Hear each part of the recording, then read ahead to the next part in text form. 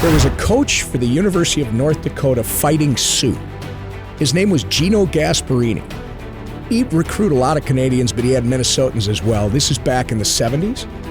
The stories are that Gino would allow his players to fight during practice during the week. He didn't care. He almost encouraged it. Why? Because when they got to the game on Friday night, they were a team. They were united. We have our disagreements internally. We run into each other. We can be as respectful or disrespectful, not the whip. I got to respect all of you. Sure. Regardless of whether I agree, disagree, it's not important. The issue is you were hired by 700,000 people, some number close to that, to come to Washington and be their voice. Nobody should ever tell you that you don't have the right to be that voice. And you'll figure out, members will figure out as they go through the process. Americans are capable of achieving extraordinary things when they have the freedom and opportunity to do so. This is American Potential. And here's your host, Jeff Crank. Well, thanks for joining us for another episode of American Potential. You know, during the 1890s, Speaker of the House Thomas Reed was dealing with a legislative body that was chaotic, inefficient, and it played political games that really stood in the way of the House being able to serve the American people.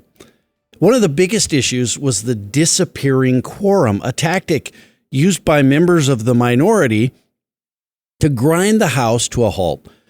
And by refusing to answer roll calls, members could effectively block legislation they opposed, even if a majority was physically present and ready to vote. Well, Speaker Reed implemented what became known as the Reed Rules, which counted members present in the chamber as part of the quorum, even if they refused to answer the roll. This is where Reed introduced the concept of the House Whip. This position is held today by our guest, who was born in South Bend, Indiana, and raised in Minnesota, where he earned his law degree from William Mitchell College of Law. Before entering Congress, he built a career in law and public service, including serving in the Minnesota House of Representatives from 2005 to 2011. During that time, he gained a reputation as a principled legislator and a champion of small businesses and families. I want to welcome House Majority Whip Tom Emmer to the show. Well, Whip Emmer, thanks for being with us. Great to be with you, Jeff. All right. So first of all, let's talk hockey. We got to talk some hockey, right?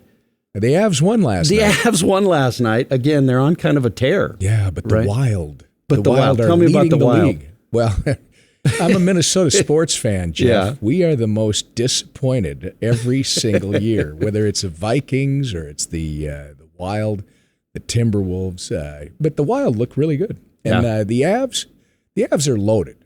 Yeah. You got to. It's just a matter of when they start hitting on all cylinders. That's right. Yeah. Yeah. That's dangerous. That McKinnon is like, man, when he starts rolling, you better try to keep up. You're not going to be able to. He's a freight train.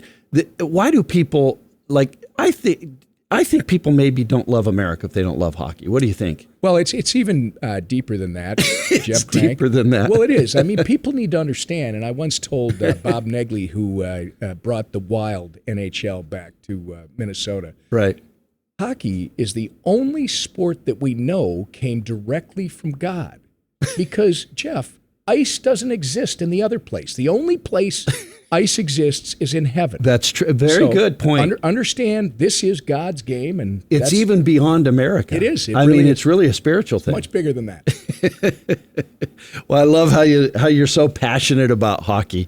It's great. Let's talk about. I talked about the history of the whip position, how it was created and stuff in the intro. But talk about the position. Explain what a whip does. Well, first off, the whip is not a job that was original when the country was founded. And again, you may know more of the history. When I'm done with this job, I'm probably going to go dig into it in detail. But my understanding is it was created in 1898. And the purpose, as I understand, was the president prior to that time or during that time would lobby members of Congress directly about things that the president wanted enacted. The speaker I'm told at the time, and the president at the time did not see eye to eye. So the speaker created a whip position to make sure that his people were all with him. And it was that's where it started. What's very interesting is there have been 11 majority whips since the position was created. Jeff, 3 of them come from Minnesota. Is that right? Yeah. Wow. Yeah, it's but the job, everything you need to know about the job, you either learned in a locker room or you learned raising 7 kids because everybody is always having arguments and whatever. It's wonderful because all you need to do, you don't tell people what to do. You don't threaten them. You don't do any of that. You empower people. You respect them. You empower them. Yeah. You let them use whatever voice they want to use. And then at the end of the day, once that is done, our job is to make sure that they all go in the same direction. So it seems to me that people on the outside don't see that is the role of the whip, but that is the role of the whip. Yeah. As long as you're whip, right? I mean, maybe not every whip has acted that same way, but your view is to let members sort of vote their conscience, but you want to know where they are, make sure you're not surprised, right? Your responsibility is to get votes passed or get bills passed. There are 2 rules that we give our members. One is you vote for the people at home is who you take care of first. Right. Nobody in Washington, D.C. voted for you. Right. Once you can do that, the second one is you got to take care of yourself. If you're not taking care of yourself around this place, you're not going to be here very long. If you can do those 2 things, Jeff, then you can be part of the team. And I tell people, and by the way, you don't know what the whip does because the media, we don't do anything that's sexy. We do stuff that's like, oh, it's a nice day out. Right. They want to report car accidents on a regular basis. They want to report crises that people are arguing with one another, especially Republicans. They love to show how we're not getting along. But this is the way we describe it internally. You can put the same jersey on a group of people and put them on a field. That first day, they're not a team. They're just a bunch of different people wearing the same jersey. Right. They got to run in. They got to have a plan. They got to run into each other. They got to grow. They got to start to believe in what their mission is. And once you get there, man, you can do amazing things. Yeah. You talked about the history of the whip position and it being the president, and at the time the president and the speaker were at odds. I don't think the president and the speaker currently are at odds, right? This agenda seems to be very cohesive. The Trump agenda and Mike Johnson and Speaker Johnson, right? Well, technically, Biden's still there, and yes, he and Mike are adamantly opposed to one another. I mean, the incoming president. Right. That's what I mean. The Trump administration, this upcoming one we're so excited for. We are in complete alignment with Donald J. Trump and his America First agenda. And even if we weren't, which I can't imagine anybody who's not on our side of the aisle in particular, and you're going to find out, you're going to be surprised. I think you're going to see some Democrats who align with many of the issues that we're all talking about. But the key here is Donald Trump. It is all about what he has done. He got a mandate from the American people on November 5th that they said, you know what? We've seen what you've done before. We want you to do it again. We want you to fix what these people have broken because we want to be safe in our homes. We want an economy that works for everyone. We want a border that's sealed, and we want peace and stability around the globe. Those are things that everybody wants, regardless of what their political persuasion is. So, yes, we are in complete alignment. Couldn't be more excited for what's about to come. But watch, the country is excited, which is only going to help our members. Right. Do you think that having President Trump there, does it make the job of being whip easier for you? You know, when you get that 800-pound gorilla in the White House, I've said already, I'm looking forward to the experience where I say, really?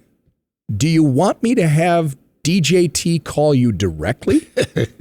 Because we will, and this is what he wants. So, again, it's not just Donald J. Trump when he says this is where we're going. It's the millions of Americans, Republicans, Democrats, and others that voted for him and his agenda. So I think the media will try to parse this out as Donald J. Trump is on a mission of his own. No, he's not. Right. He has a mega army of Americans that are behind him.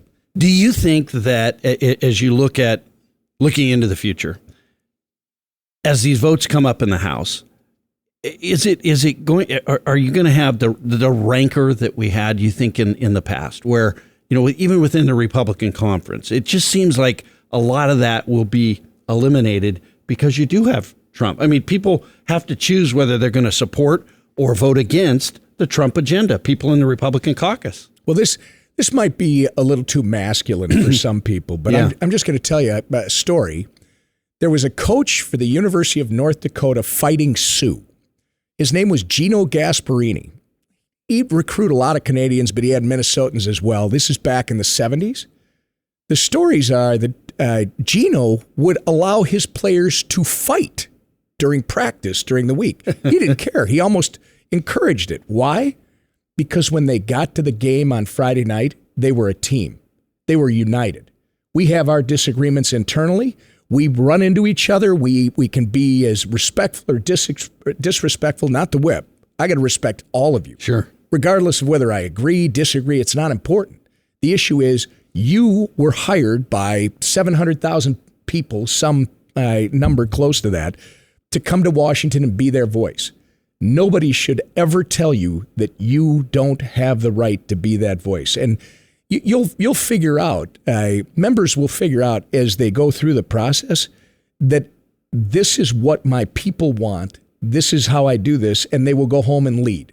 They will explain, because the media is not going to be our friend. The mainstream media will try to, again, parse things out and say, oh, look, they voted for this, they voted for that.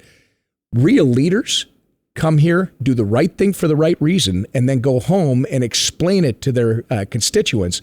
This is why I did what I did. And they're going to find out when they do that. Constituents may not always agree, but the honesty and the forthrightness and the effort is given a ton of credit. Yeah. Let's talk about your career, both how you got elected to Congress, but then also what made you decide you wanted to be the whip? Well, look, the Congress has been an interesting journey. I never expected to leave Minnesota, and I had a race back a little bit more than a decade ago that was decided by less than 0.5%, 8,100 ballots out of 2.1 million. Wow. I got done with that, and I went and did radio for a little while, and then my predecessor, Michelle Bachmann, announced in the middle of the night she wasn't going to run again, and the phone just rang off the hook, because in that race that I had just barely lost, I won the district by, it's my home. I won it by significant. And I said to my wife at the time, Jeff, well, maybe this is what that was all about. Maybe I'm supposed to do this. And since I've come here, it's been about two things. I want to advance our conservative agenda. Mm-hmm. I want to make sure that Donald Trump's America First policies are put into the federal code, not just executive orders that can be undone later. I want it in the federal code, because that's going to improve lives for everyone, regardless of their political persuasion, and it will protect the opportunities that this country has provided and should be providing to generations to come. But as I was here, the other part of it is you can't do that unless you're in the majority. So I took the step after we lost 40 seats in 2018 to run to be the chair of the National Republican Congressional Committee, which was the campaign arm of the House Republicans and still is. Right. We took that. It was a $180 million business under Paul Ryan. In 4 years, we grew it to a $300 million business. We were the only entity that actually won seats in 20 and 22. It was pretty amazing. While we were losing the White House and in the Senate in 20, we were picking up 12. We beat 12 Democrats in the House. And then, of course, we won again last time. But everybody always wants more. We're just a very divided country. We have the majority. The whip's job is just an extension of that. It's taking that political side and being very sensitive to members, especially in swing districts. When you're in a district that's a R plus 12, 13, 20, you don't have the same challenges as somebody who's actually sitting in a seat that Kamala Harris won. Right. So you got to, and by the way, when you put those two people together and they're talking policy, If you respect both sides of that discussion, they will find a way where they both can protect what they need to protect at home while at the same time getting something done. Yeah. As we're getting ready to start the 119th Congress, what do you hope gets accomplished in the 119th Congress? Well, it's the battle internally that we've had for the last 2 years, starting with the speaker's fight 2 years ago, getting the budget process back online. I mean, for 30 years, this place has not worked. Yeah. You're supposed to pass a budget, and you're supposed to then pass appropriations bills, 12 through the House, through the Senate, and then they need to be signed by the president every year by midnight on September 30th. The last time that happened was in the early to mid-90s. It's been 30 years. And by the way, when you keep doing that and you do this continuing resolution, two things happen. One, we create an imperial presidency. Whether it's Republicans or Democrats, you've got presidents who, by the power of the pen, are legislating. That's not the way our founders intended this to go. The other thing you do is you are not able, you've got the heads of these agencies. Gary Gensler's a perfect example. Chopra at the Consumer Financial Protection Bureau. Marty, what's his name? The bad news bear at the FDIC. All of these people in the administration, they think their job today, when they come in front of a House Oversight Committee, is to be as obstructive and evasive as possible. We need to restore discipline by making them understand if they're not achieving or at least pursuing the mission that they were created for, you ain't going to be funded anymore. Right. That's how it's supposed to work. And I hope that we come back. I hope when good people show up, the 31 that are joining us, maybe another one from Colorado, another 2, 3 from Colorado. That's right. I hope when that happens, we're passing a budget. Maybe maybe on the same day as the inauguration. Because once you pass the budget, send it over to the Senate and get their approval, then you can get busy on reconciliation. Right. I hope that's where we go, and then we restore this fiscal discipline that our country was actually founded on, that we haven't been following for the last 3 decades. And the Senate, like this year, the Senate did not pass an appropriations bill, right? Up until, I guess have they even passed one yet? I don't think they've passed one. Well, I'm not clear on this because a good friend, senator, told me yesterday that they've actually got 11 of them ready to go. But I don't think they've been passed anywhere. Yeah. I think they've got them ready to go because they all work in a back room and say, this is what we're going to do. Right. But the Senate is an interesting entity. The Senate actually views itself as the most important entity here in Washington, D.C., and maybe they are, right? They certainly have run the show with whoever's in the White House for the last 30 years. But that's about to change. It's not just going to change because you got the new 47 DJT coming back into the White House. It's going to happen because of the thin majority in the House. They can try to pass whatever they want, ignore the fact that the Constitution says all spending will originate in the House. Right. They will try to jam us with stuff from the Senate. But Jeff, you got to have 218 votes. That's not going to happen unless it starts in the House and we show that whatever the policy is, we can get 218. Once that happens, then the Senate needs to get to work. And I'm really excited to see what Donald J. Trump does with his relationship with the Senate. I think they might actually be shaken into wakefulness for the first time in a long time. You talked about the process, and we've got to get back to regular order and process. What would you say to people who say that's just process? I mean, I totally agree with what you're saying, that we got to get it back to the way it has worked for centuries, right? But what would you say to people who say, that's just process? That's window dressing, it's process. We have to make big cuts in government, in the size and scope of government. Your thoughts on that? Well, people who say it's just process are people who don't want to get the job done. Right. I mean, the problem we've had is not just the imperial presidency, but when you have just a small group of people, perhaps your leadership, deciding this is what's going to happen, how do you get buy-in? The people that got elected, the people that have election certificates, it doesn't matter whether they're the speaker, the majority leader, the whip, the conference chair. It doesn't matter. They were hired by a group of people at home to come here and get the job done. And if you think that regular order is just process, you're pretty myopic, because the reality is the committee process is where everybody has a chance to weigh in and be involved. That's how you build the best product possible. If it gets out of the committee, then it gets socialized around the conference. You bring it across the floor. Perhaps you have an amendment process, a real amendment process, where people who don't feel like they were heard at the committee level have a chance to impact the legislation by letting the body work its will. Yeah. All of that brings people in.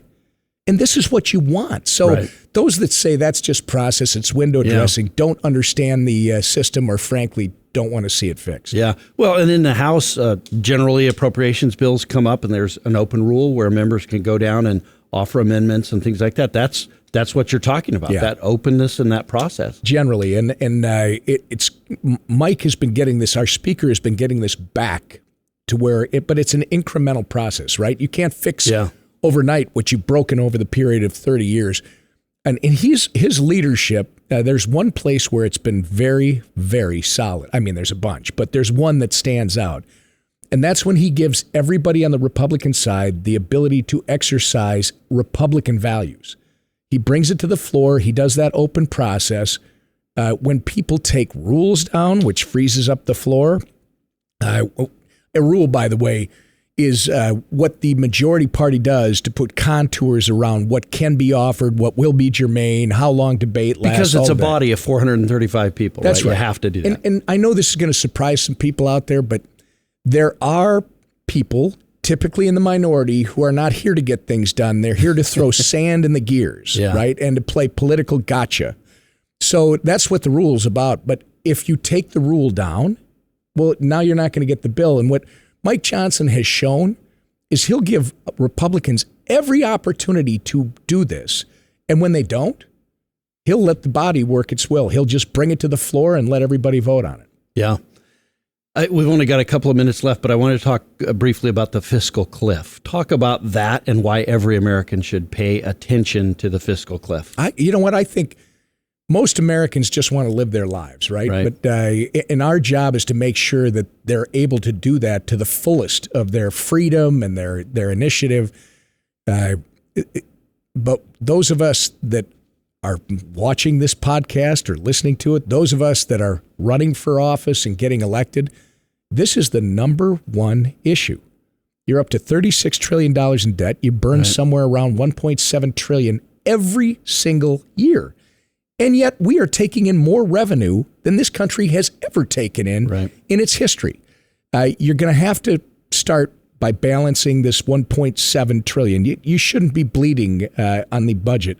You're going to have a plan in place with pro-growth policies where you can expand the pie while at the same time downsizing and right-sizing this bloated pig of a federal government. I mean, my people at home ask me, you got 4,000 people working at the Department of Education. For goodness sakes, what do they all do? And why are they necessary? I mean, and then you're going to have to put in some reforms. Maybe government programs that are safety net programs should have real work requirements. Maybe. I don't know. But you're going to have to do all those things because at the end of the day, it's about a plan to pay down and pay off that $36 trillion in debt. Right now, the interest payments on that $36 trillion exceed the 1/3 of the overall budget that is discretionary. In other words, that part of the budget that Congress actually still has a say in. The 2/3 that are Medicare, Medicaid, and Social Security, the president has said he's not going to do certain things, and that's fine. I agree with him. But there are things that we can do to bring this back under control because we have to. If we don't, the fiscal cliff, we shouldn't be so arrogant in this country to believe that we wouldn't be like Cuba that's went upside down, or more importantly, the Soviet Union in the 90s. Very arrogant about, this works, and guess what? There is a day of reckoning that ultimately will come. The good news for you and me is if we get this under control, this is Donald Trump's number one mission, right? If we get this under control like we should, and we have a plan to pay it off, you watch how this economy grows. You watch how the golden age of America returns. People in this country are resilient, they're creative, they're entrepreneurial.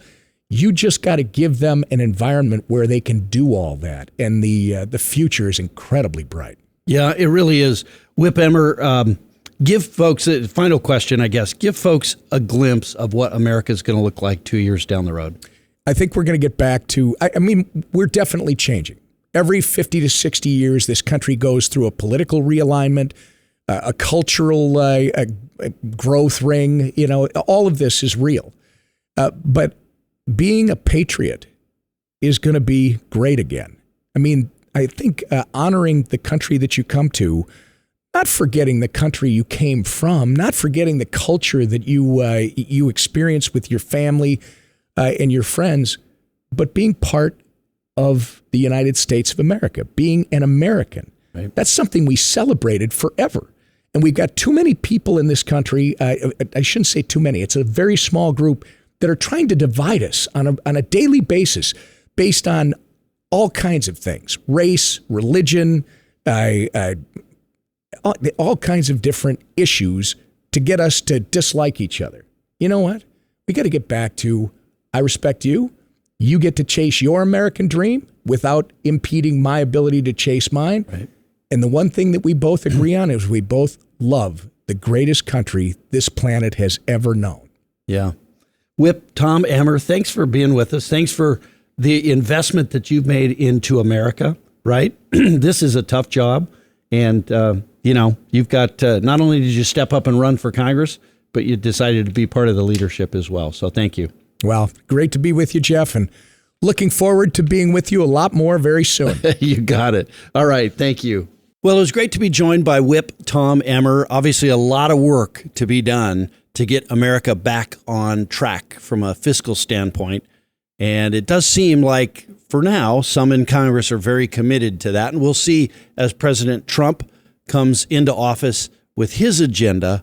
Let's pray for America's sake that that agenda includes and delivers on fiscal sanity, because we need to get back to that. Well, if you'd like to get connected with an Americans for Prosperity chapter, state chapter, be sure to email me at jeff@americanpotential.com. The American Potential Podcast, as you know, is always looking for stories to help keep you inspired and informed. And the best way to stay connected is by liking and subscribing to our channel, as well as following us on Facebook, Instagram, and YouTube. So, look, we talk about this all the time and how important liberty and freedom are. And we talked about some of the stopping government-imposed barriers that Whip Emmer talked about. Liberty and freedom, they're easily taken for granted. Don't take those things for granted. Go out there, defend liberty, and defend freedom. Thanks for joining us. Thank you for listening to American Potential. You may listen to more stories from Americans working every day to expand freedom and opportunity in their communities by visiting AmericanPotential.com.